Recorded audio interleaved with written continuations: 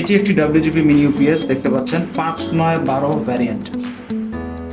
এই ইউপিএস এর সাথে কিভাবে আপনার রাউটার অনু কানেক্ট করে চালাবেন আজকে সেটাই দেখানো হবে।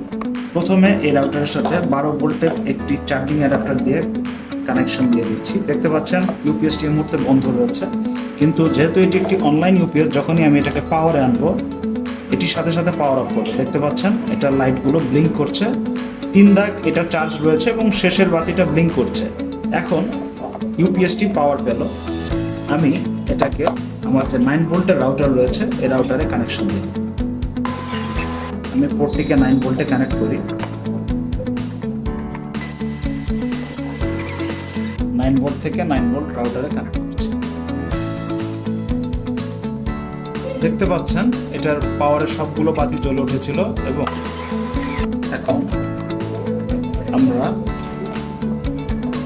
রাউটারের পর কানেকশন দেব অনুতে। এখানে আরেকটি ডিসি কেবলের মাধ্যমে ইউপিএস এর 12 ভোল্টের পোর্ট থেকে, দেখতে পাচ্ছেন এই পোর্টটি 12 ভোল্ট, অনুতে কানেকশন দেব। যেহেতু অনুগুলো 12 ভোল্টের হয়ে থাকে, অতএব অনুর মধ্যে আমি কানেকশন দিয়ে দিচ্ছি।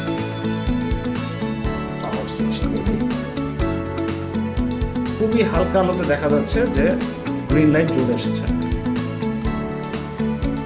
আমি জানি না আপনার গ্রিন লাইট দেখতে পাচ্ছেন কিনা। রাউটার অনু দুটোই সচল।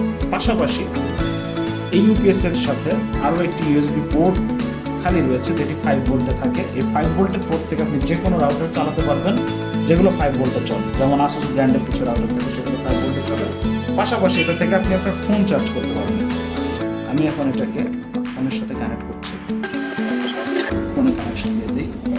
ফোন চার্জ নিচ্ছে, সবকিছু ইউপিএস থেকেই চলছে।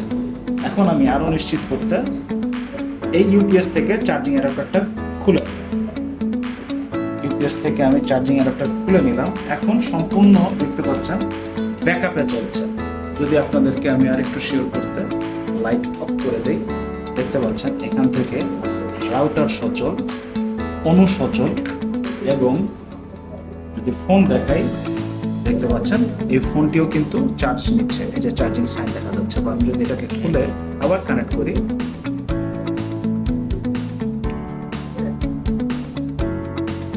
দেখতে পাচ্ছেন ফোনটিও চার্জ নিচ্ছে। এভাবেই ইউপিএসটি চার্জ করতে হয় এবং ব্যবহার প্রণালী এভাবেই।